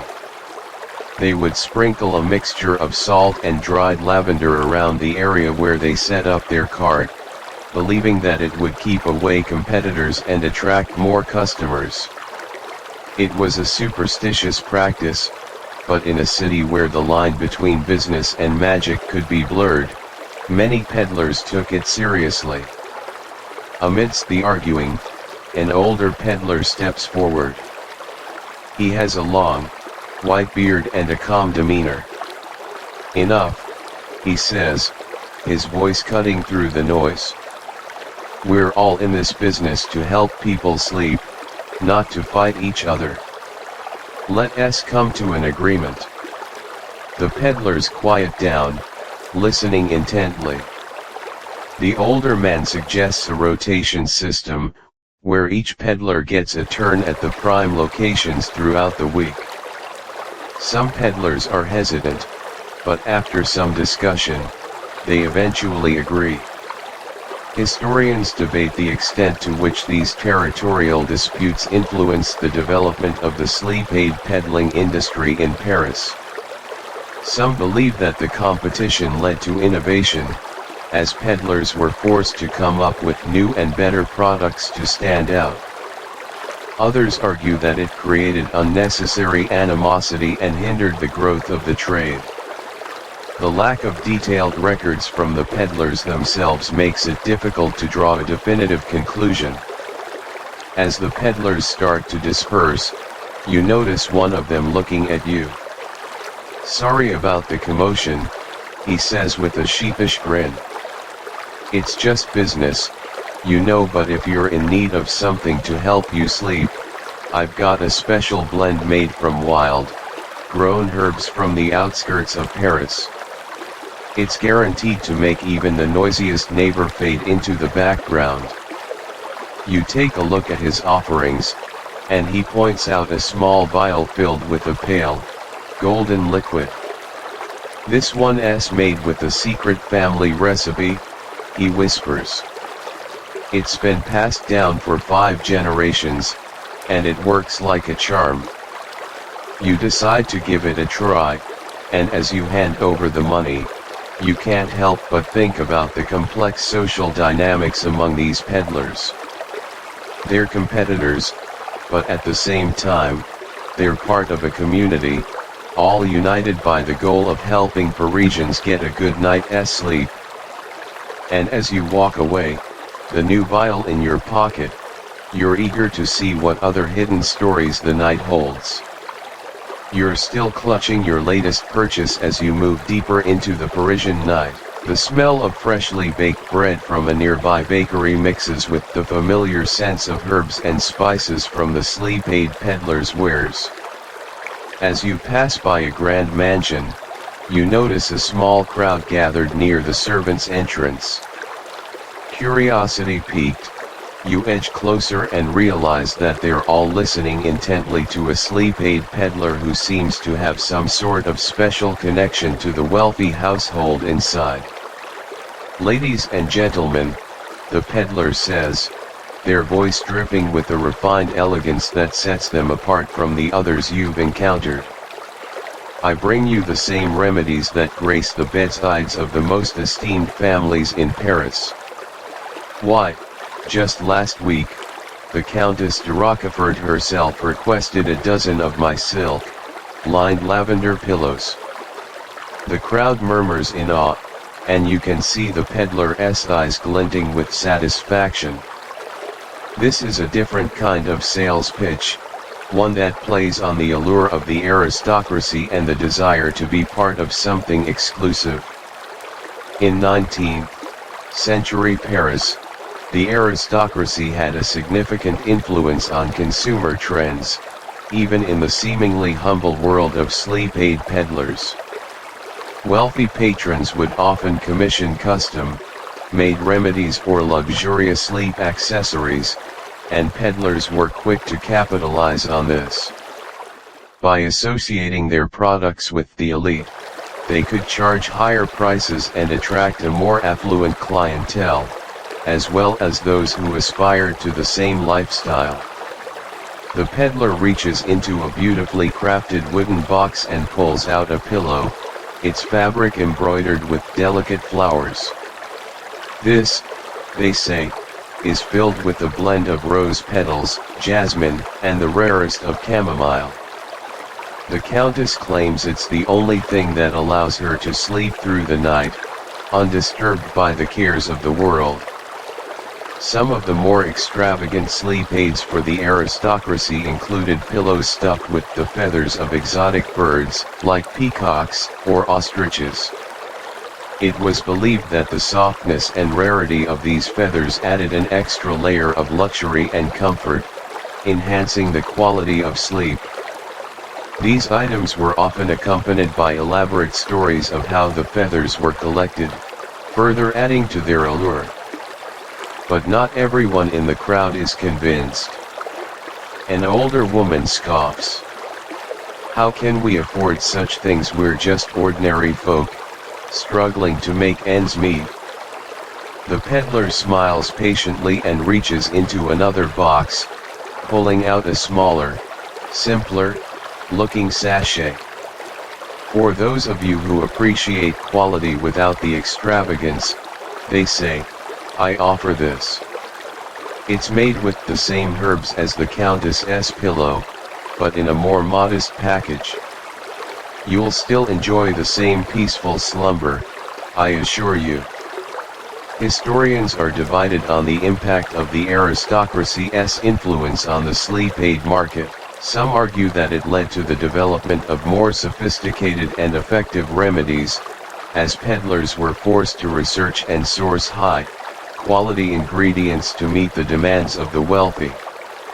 Others believe that it created a two-tiered system, with the poor being left with inferior products while the rich indulged in luxury sleep aids. The true nature of this relationship remains a topic of ongoing debate. As you watch, you see several people in the crowd reaching for their coins, eager to purchase the peddler's offerings. You yourself are tempted by the promise of a touch of aristocratic luxury, but you're also wary of the price. In the end, you decide to pass, but not before taking a mental note of the peddler's name and the unique products they offer. As you continue on your way, you can't help but think about the vast differences in the world of sleep aid peddling.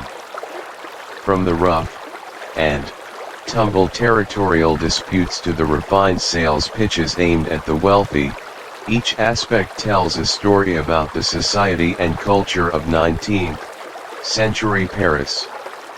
And as the night wears on, you're more and more intrigued to discover what other secrets lie hidden in the shadows of the city's streets. You've left the crowd gathered around the aristocracy, appealing peddler behind, and are now wandering through a more residential part of Paris. The buildings here are taller, the streets a bit quieter, but still filled with the low hum of late-night activity. As you turn down a narrow lane, you spot a sleep aid peddler whose cart seems to be attracting a different kind of customer, the working men and women of Paris who have just finished a long day's labor. The peddler, a sturdy-looking person with calloused hands and a kind, weathered face, is speaking in a voice that's both warm and practical. I know you're all tired, they say, addressing the small group that has gathered around. You've spent the whole day on your feet, in the factories or the markets, and now all you want is a good, solid sleep. Well, I've got just what you need, and it won't break the bank. In 19th century Paris, the working class formed the largest segment of the population. With long hours in often harsh working conditions, sleep was a precious commodity. Unlike the wealthy, who could afford luxurious and sometimes exotic sleep aids, the working class needed affordable, practical solutions. Peddlers who catered to this demographic focused on simple, effective remedies made from easily accessible ingredients. They reach into a large wooden crate and pull out a handful of small, brown paper packages. These, they explain, are packets of dried hops. You just stuff them into a pillowcase, and the smell will soothe your nerves and help you drift off. Hops have been used by working folks for generations. It's a tried and true method.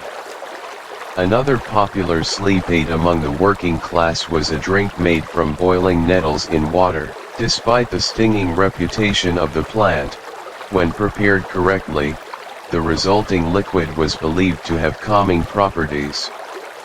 Some peddlers would even claim that it not only helped with sleep but also strengthened the body, making it a two-in-one solution for the hard-working Parisians. One of the listeners, a young woman with a tired expression and a shawl wrapped tightly around her shoulders, looks skeptical. "But what if it doesn't work?" she asks. The peddler smiles and hands her a small sample packet. "Try it tonight," they say. "If it doesn't do the trick, come back tomorrow, and I'll give you something else, no charge." This seems to put the woman at ease, and she reaches for her coin purse. As she makes her purchase, the peddler continues to talk about other remedies. "And for those of you with little ones who can't seem to sleep," they say, pulling out a small jar of thick, white ointment, "this is a special blend of chamomile and beeswax. Rub a little on their temples, and they'll be out like a light in no time." There's an ongoing debate among historians about the actual effectiveness of these working class sleep aids. Some studies suggest that the psychological comfort of having a solution to their sleep problems, more than the ingredients themselves, might have helped people fall asleep. Others believe that there are legitimate soothing properties in plants like hops and nettles. Without modern scientific testing of the exact preparations used at the time, it's difficult to say for certain which side is correct. You watch as more and more people in the crowd make their purchases, their faces showing a mix of hope and relief. For these hard-working Parisians, a good night's sleep isn't a luxury, it's a necessity. And this peddler, with their no-nonsense approach and affordable remedies, is providing a much-needed service. As you start to move on, you can't help but feel a sense of admiration for the peddler and the important role they play in the community.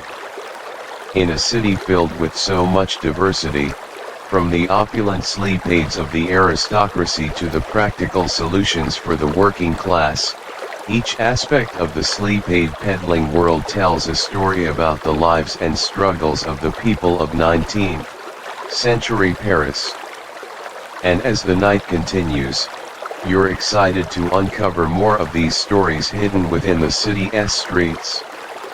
You continue your meandering through the Parisian night, the weight of various sleep-related purchases in your pockets and the stories of the city's peddlers swirling in your mind. As you pass by a particularly dark and narrow alley, a strange sight catches your eye. A group of people are gathered around a sleep aid peddler, but there's an air of suspicion rather than excitement. The peddler in question is a young, flashily dressed individual, their clothes adorned with bright, gaudy ribbons and their voice overly enthusiastic. "Ladies and gentlemen," they exclaim, "I present to you the most miraculous sleep aid the world has ever seen.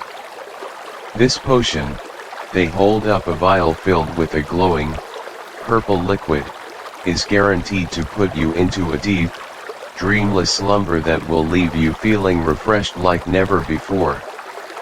In 19th century Paris, the booming sleep aid market wasn't just filled with honest peddlers. The lack of strict regulations meant that there was ample room for fraudsters looking to make a quick buck.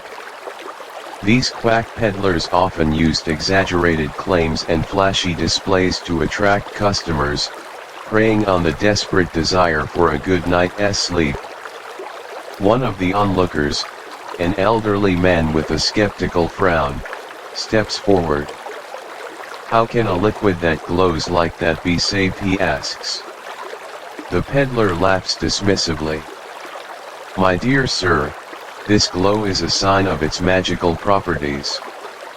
It's been crafted using ancient secrets passed down through my family for generations." Some of these fraudulent peddlers would go to extreme lengths to make their products seem more magical. There were tales of peddlers adding phosphorescent substances, like those found in certain types of fungi, to their potions to create a glowing effect. Others would claim that their remedies were made with ingredients sourced from mythical creatures, like the scales of a unicorn or the tears of a mermaid. But not everyone in the crowd is buying the peddler's story. A woman with a sharp eye points out, "You've been in this neighborhood before, and I've heard that people who took your potion woke up feeling worse than when they went to sleep." The peddler's confident smile wavers for a moment, but they quickly regain their composure. "That must have been a counterfeit product. I assure you, this is the real deal." Historians are still unsure of the full extent of fraud within the 19th century Parisian sleep aid market. Some believe that the problem was widespread, with a significant portion of peddlers engaging in deceptive practices. Others argue that these quacks were a minority, and that most peddlers were honest individuals trying to make a living by providing legitimate remedies. The lack of comprehensive records makes it difficult to determine the true scale of the issue. As the argument between the peddler and the crowd escalates, you notice a few people starting to. It's clear that this peddler's claims are too far-fetched for many to believe. But there are still a couple of individuals, perhaps more desperate or more gullible, who are considering making a purchase. You watch with a mix of pity and frustration as the peddler continues their sales pitch, preying on the vulnerabilities of those who are simply seeking a good night's rest. It's a stark reminder that in the world of 19th century Parisian sleep aid peddling, not everything that glows is a source of peaceful slumber, and as you turn away from the scene, you can't help but wonder how many unsuspecting Parisians have fallen victim to such scams in their quest for a restful night. You leave the scene of the dubious peddler behind and find yourself on a street where the air is filled with a sense of calm, almost as if the night itself has taken a deep breath.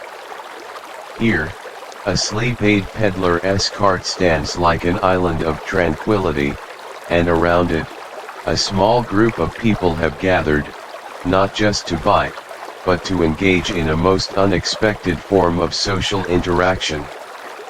The peddler, a middle-aged person with a gentle smile, is leaning against their cart, listening intently as a young man shares his troubles. "I've been working at THE for weeks," he says, his voice tired but relieved to finally be speaking. "The noise of the presses, it's in my head even when I'm not there. I can't seem to escape it, and I haven't had a proper sleep in ages." In 19th century Paris, the growth of industries like printing led to new challenges for workers. The constant noise and long hours in factories disrupted natural sleep patterns, creating a widespread need for solutions. These peddlers' carts often became impromptu support groups, where people could share their experiences and seek comfort. The peddler nods sympathetically. "I understand," they reply, reaching for a small packet of dried lemon verbena. "This herb has a way of quieting the mind. But you know, you're not the only one. Just last night, another printer was here, telling me the exact same thing. As the peddler hands over the packet, a woman in the crowd chimes in. "I used to think I was the only one with sleepless nights," she says. "But coming here, hearing everyone's stories, it makes me feel a bit less alone."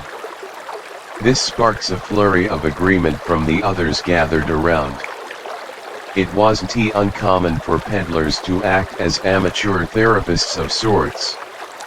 Some would even keep a collection of sleep stories, tales of others who had overcome insomnia with their remedies. These stories, often embellished, were passed around like precious gems, giving hope to those who felt trapped in their sleeplessness. The conversation takes an unexpected turn when an elderly man mentions a strange dream he had after using one of the peddler's remedies. "I floating on a sea of lavender," he says, his eyes wide with wonder. "It was the most peaceful feeling I've ever had." This leads to a lively discussion about the nature of dreams, with some people sharing their own unusual dream experiences. Historians debate the social significance of these peddler-centered gatherings. Some argue that they were crucial community hubs, fostering a sense of belonging in a rapidly urbanizing city. Others believe that their importance has been overstated, and that they were simply convenient spots for commerce. The question of whether these interactions truly had a lasting impact on the social fabric of Paris remains open. As the conversation continues, the peddler occasionally interjects with tips on how to prepare the remedies or other sleep-inducing practices.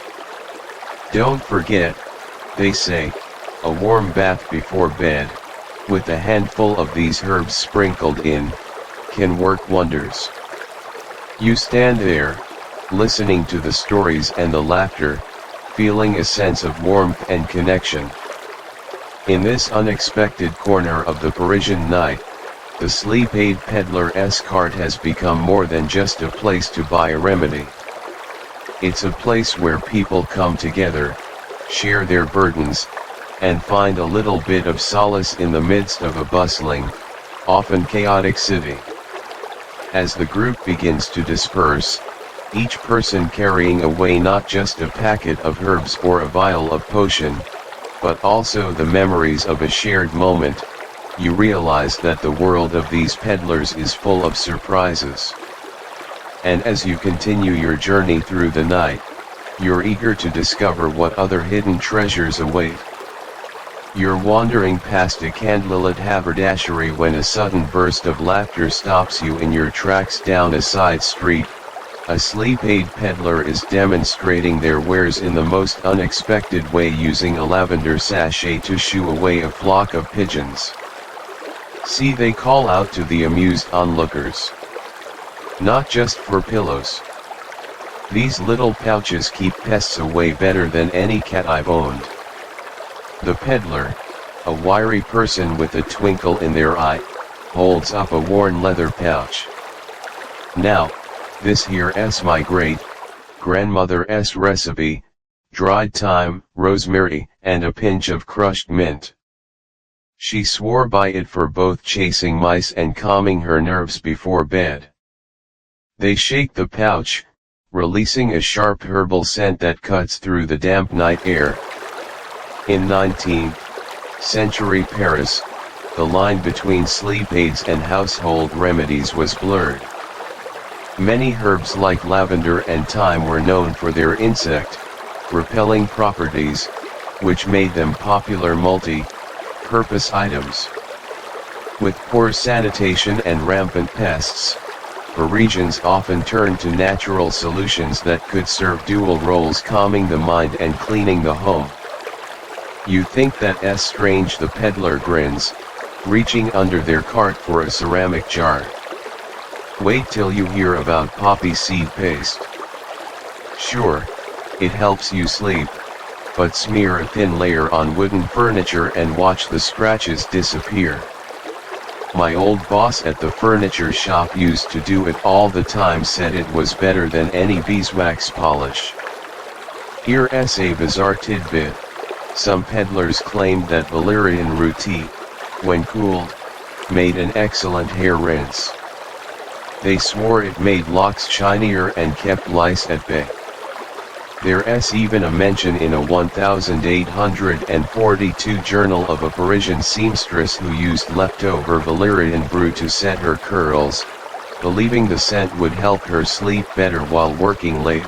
A skeptical young man in the crowd pipes up, "So you're saying these sleep remedies are just household hacks in disguise?" The peddler winks. "Depends on how you look at it.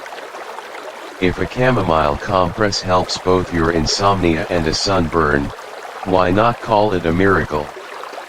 Historians debate whether these dual uses were intentional or accidental. Some argue that peddlers strategically marketed herbs for multiple purposes to maximize profits, while others believe these uses emerged organically from practical necessity. A 1987 study suggested that working-class Parisians likely discovered these uses out of frugality, but the theory remains unproven. As if on cue, the peddler dips a cloth into the jar of poppy paste and rubs it on a nearby wooden bench. The dark wood instantly looks smoother, the small scratches fading under their hands. See Magic Isn't just for bedtime. They hold up the cloth, now stained a faint pink. Just don't tell the pharmacists. I think they prefer us to pretend these are only for sleeping. You watch as they pass around small samples of the paste, explaining how to apply it without leaving a sticky residue. And if you do use it on your furniture, they add with a laugh, "Maybe open a window." The scent might make you want to take a nap right there on the floor. The crowd disperses with smiles, several people tucking away both sleep sachets and jars of paste. You linger for a moment, thinking about how many other hidden uses these remedies might have. In a city where every penny counted, even a sleep aid had to pull double duty. As you walk away, the smell of lavender and poppy paste lingering in your nose, you can't help but imagine 19th century Parisians drifting off to sleep surrounded by furniture polished with dream-inducing herbs. It's a quirky slice of history, a reminder that sometimes the most practical solutions come from the most unexpected places.